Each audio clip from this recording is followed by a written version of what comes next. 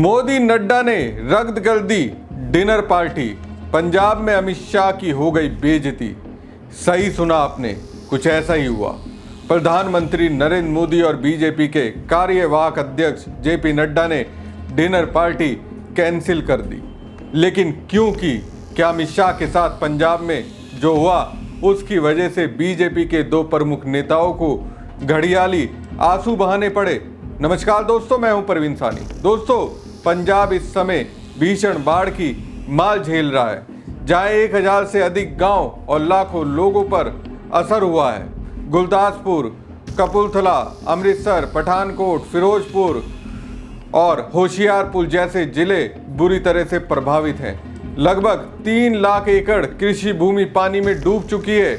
मुश्किल समय से पंजाब गुजर रहा है और ऐसे समय में पंजाब के लोगों को लगता है उन्हें देश के प्रधानमंत्री नरेंद्र मोदी ने मणिपुर की तरह अकेला छोड़ दिया। अब मैं ये क्यों कह रहा हूं, चलिए इसकी वजह बताता हूं। दोस्तों, 1 सितंबर को चीन के तियानजिन से लौटते ही प्रधानमंत्री नरेंद्र मोदी ने अफगानिस्तान में आए भूकंप पर शोक जताते हुए एक ट्वीट किया। तभी उन्हें एक ट्वीट में जवाब मिला। ये जवाब अकाल तख्त और तख्त श्री दमदमा साहिब गुरुद्वारे के पूर्व मुख्य ग्रंथी ज्ञानी हरप्रीत सिंह की ओर से था।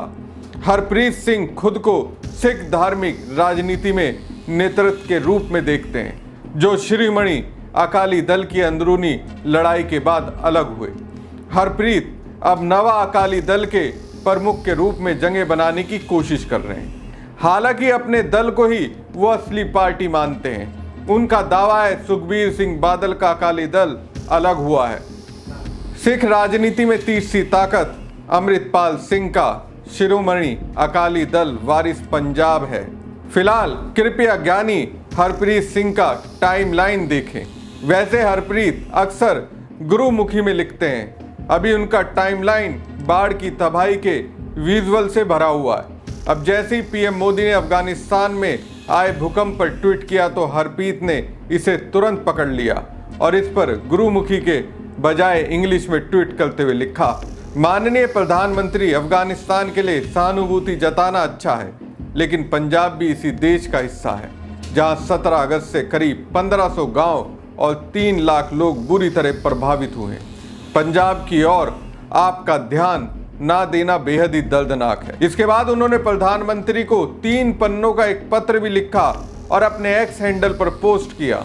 अब हमें पता है कि प्रधानमंत्री ने लौटते ही पंजाब के मुख्यमंत्री भगवंत मान से बात की और हर तरह के सहयोग का वादा किया। केंद्रीय कृषि मंत्री शिवराज सिंह चौहान बाढ़ प्रभावित इलाकों में हैं। ज़्यादातर समय पैदल, कई बार घुटनों तक पानी में उखड़ी हुई फसलों को देखते हुए, यहाँ तक कि कभी कभी किसी पौधे को फिर से लगाने की कोशिश भी करते हुए। लेकिन डूबते हुए पंजाबियों के लिए ये कोई दिलासा नहीं है। दशकों में अपने सबसे मुश्किल वक्त में है वो अपने राज्य में प्रधानमंत्री की मौजूदगी की उम्मीद करते हैं, भले ही वो बीजेपी से हों, जिसे पंजाब में सिख आमतौर पर वोट नहीं देते। अगर प्रधानमंत्री पूरे भारत के पिता, बड़े भाई या परिवार के मुखिया जैसे हैं तो वो यहाँ क्यों नहीं है?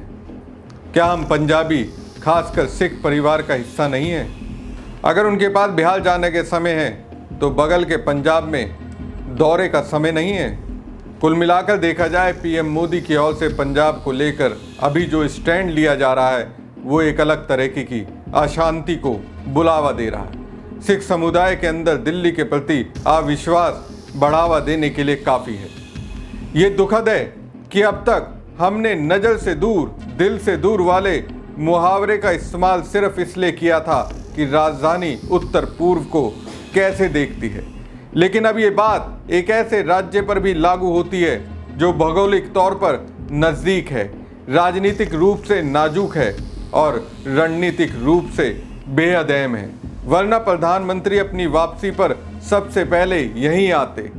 हमारी समझ में बीजेपी जैसी तेज तर्रार पार्टी के 2 ही कारण हो सकते हैं। पहला ये कि बीजेपी और प्रधानमंत्री मोदी पंजाब और उसकी सिख आबादी से खफा है, क्योंकि 3 कृषि कानूनों के खिलाफ दिल्ली को घेरने वाले मुख्य रूप से वही थे।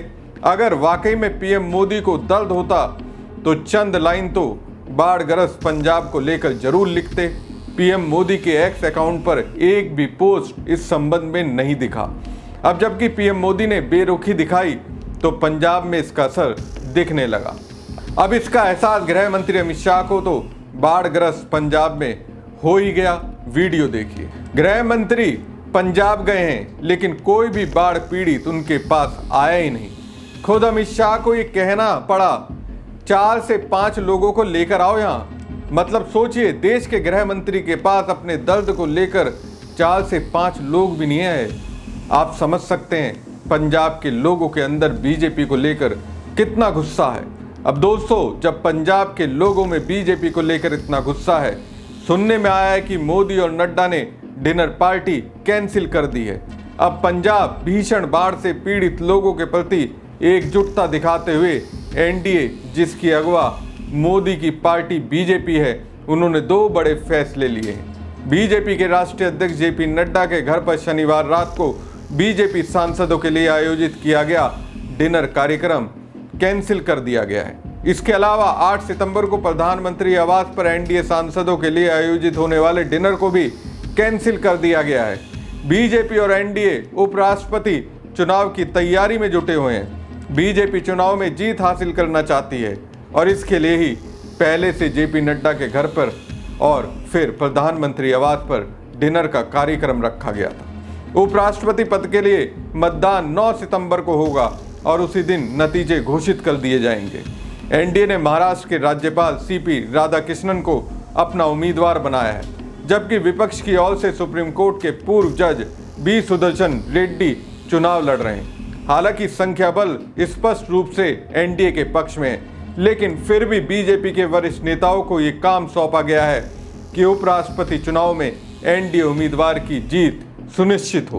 बहरहाल ये भी गौर करने वाली बात है, जो बीजेपी जीतने वाली सोच रखती है वो हर उस राज्य में जीतना चाहती है जहां अब तक उसकी पकड़ नहीं बन पाई।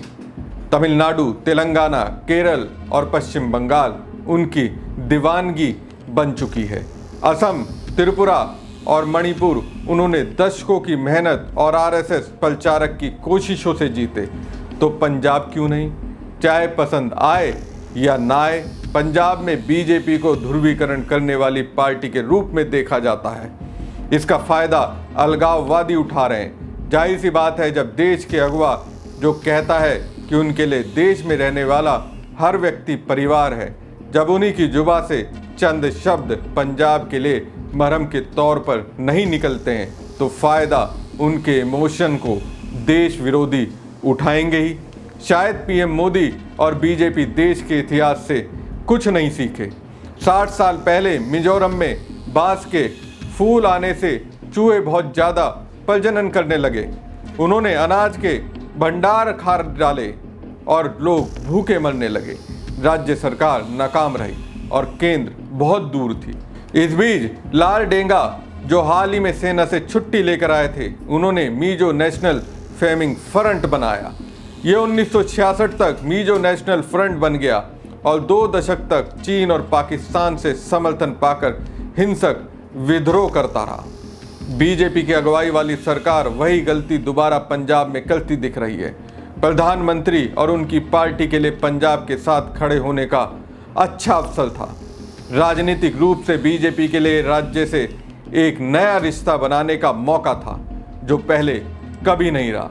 भारत के लिए ये जिम्मेदारी है कि वो उस राज्य और उसके लोगों के लिए सब कुछ करे जिनके प्यार और योगदान के बिना भारत की कल्पना भी नहीं की जा सकती। क्या डिनर पार्टी कैंसिल करने के बाद पीएम मोदी पंजाब को अपना परिवार मानकर वहां जाएंगे? वहां के लोगों के लिए दिल खोलकर अपने खजाने से रकम देंगे? देखना होगा पीएम मोदी अब क्या करते हैं। हमारी खबर आपको कैसी लगी कमेंट बॉक्स में कमेंट करके जरूर बताएं। साथ ही पेज को ज़्यादा से ज़्यादा लाइक और शेयर कीजिएगा। धन्यवाद।